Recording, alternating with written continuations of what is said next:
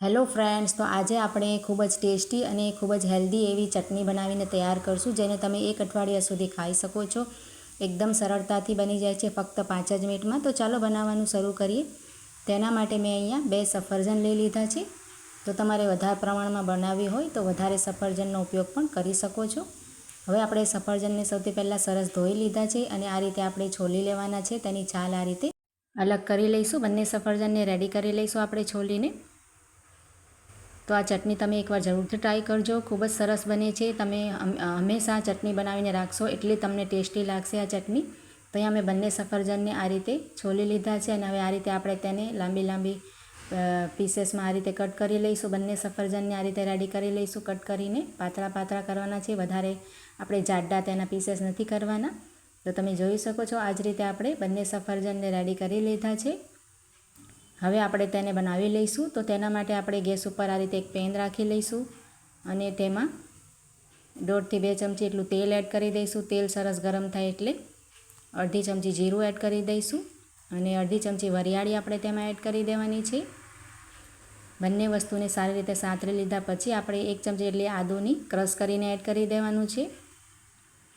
તો આદુને ક્રશ કરીને નાખવાથી આ ચટણીનું ટેસ્ટ ખૂબ જ સરસ આવે છે અને આદુ આપણે હેલ્થ માટે પણ સરસ છે.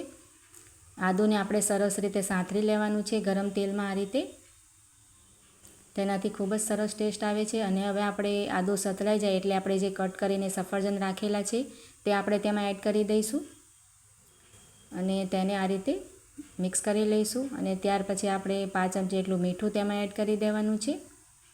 5 ચમચી આપણે સંચર એડ કરી દઈશું અને હવે આપણે સફરજનમાં બંને વસ્તુને સારી રીતે મિક્સ કરી લઈશું. જે આપણે મીઠું અને સંચર નાખ્યા છે તેને આ રીતે સરસ મિક્સ કરી લેવાનું છે અને આ રીતે સરસ મિક્સ કરી લીધા પછી આપણે તેને ઢાંકીને કૂક થવા દઈશું 3 થી 4 મિનિટ માટે. એટલે સફરજન આપણા એકદમ સરસ ગળી જશે, સોફ્ટ થઈ જશે. તો હવે આપણે તેને ચેક કરી લઈશું. અહીંયા તમે જોઈ શકો છો સરસ આપણા સફરજન છે ને એ એકદમ સોફ્ટ થઈ ગયા છે. આ રીતે ચમચી વડે તોડવાથી પણ તૂટી જાય છે. હવે આપણે ચમચીની મદદથી થોડાક આને મેશ કરી લઈશું સફરજનને. અહીંયા તમે મેસરનો ઉપયોગ પણ કરી શકો છો, પણ સફરજન એટલા સરસ સોફ્ટ થયા છે કે આપણે મેસરની જરૂર નહીં પડે. અને આ રીતે ચમચીથી જ હું તેને સોફ્ટ કરી લઈશ, આ રીતે પ્રેસ કરતા જઈને. તો ખૂબ જ સરળતાથી અને એકદમ જલ્દીથી થઈ જાય છે. તો આપણે સફરજનનો એકદમ છૂંદો નથી કરવાનો, અધકચરા આ રીતે આપણે તેને પ્રેસ કરવાના છે. તો અહીંયા તમે જોઈ શકો છો આપણે સફરજનને સરસ રીતે આ રીતે સોફ્ટ કરી લીધા છે. અને હવે આપણે તેમાં મસાલા એડ કરી દઈશું. તો અડધી ચમચી એટલું લાલ મરચું પાવડર. અહીંયા તમે કાશ્મીરી લાલ મરચું પાવડર વાપરશો તો ખૂબ જ સરસ કલર આવશે. અડધી ચમચી મરી પાવડર એડ કર્યું છે. અડધી ચમચી ગરમ મસાલો એડ કરવાનો છે અને હવે આપણે મિક્સ કરી લઈશું મસાલાને. તો આ ચટણીમાં વધારે મસાલા આપણે એડ નથી કરવાના. મસાલાને આ રીતે મિક્સ કરી લઈશું. મરચું તમે ઓછું વધારે તમારી તીખાશ પ્રમાણે, ટેસ્ટ પ્રમાણે એડ કરી શકો છો. મેં અહીંયા ઓછા મરચાંનો ઉપયોગ કર્યો છે. અને અહીંયા આપણે ગેસની ફ્લેમ જે છે ને એ લો રાખવાની છે. તો સરસ રીતે આપણે મસાલા બી શેકાય અને બળે પણ નહીં. હવે આપણે તેને ગળપણ લાવવા માટે તેમાં અડધા કપ જેટલો દેશી ગોળનો ઉપયોગ કર્યો છે.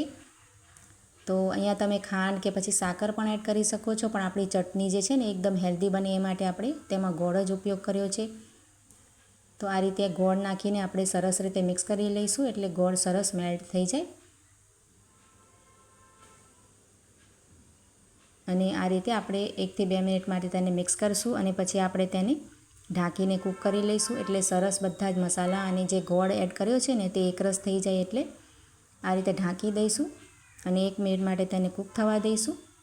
તો અહીંયા આપણે તેને ચેક કરી લઈશું. તમે જોઈ શકો છો એકદમ સરસ તેનો ટેક્સચર આવી ગયો છે. ગોળ પણ આપણો ઓગળી ગયો છે, મેલ્ટ થઈ ગયો છે અને મસાલા પણ ખૂબ જ સારી રીતે આપણા શેકાઈ ગયા છે. તો ખૂબ જ ઓછી સામગ્રીથી અને એકદમ ઓછા તેલમાં એકદમ ટેસ્ટી અને હેલ્ધી આપણી ચટણી બને છે.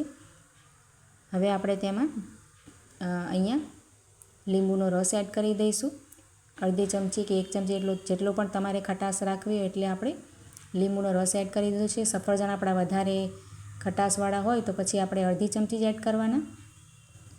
લીંબુનો રસ નાખવાથી આ જે ચટણી છે તેનો ટેસ્ટ ખૂબ સરસ આવે છે, ખાટી મીઠી લાગે છે, ચટપટી, અને આપણે 1 અઠવાડિયા કે 10 દિવસ સુધી ખાઈ પણ શકાય છે, ખરાબ નથી થતી. લીંબુના રસની જગ્યાએ આપણે જે વિનેગર આવે છે ને સરકો, તે પણ આપણે તેમાં ઉપયોગ કરી શકાય છે. તો અહીંયા આપણી ચટણી બનીને એકદમ રેડી થઈ ગઈ છે, તમે જોઈ શકો છો. હવે આપણે તેને સર્વ કરી લઈશું. તો આપણે જ્યારે એને કૂક કરીએ છીએ ને તો એકદમ આ રીતે ઘટ થઈ જાય છે ચટણી, અને પછી ખૂબ જ સરસ તેનું ટેક્સચર આવી જાય છે. તો મિત્રો, રેસીપી સારી લાગે તો તને લાઇક, શેર, કમેન્ટ કરજો, અને ચેનલ પર નવા હો તો ચેનલને સબસ્ક્રાઈબ કરી આપજો. તો અહીંયા આપણી ચટણીનું ટેક્સચર ખૂબ જ સરસ આવ્યો છે અને એકદમ ટેસ્ટી બનીને રેડી થઈ છે. તો ચાલો મળીએ નવા વિડીયોમાં.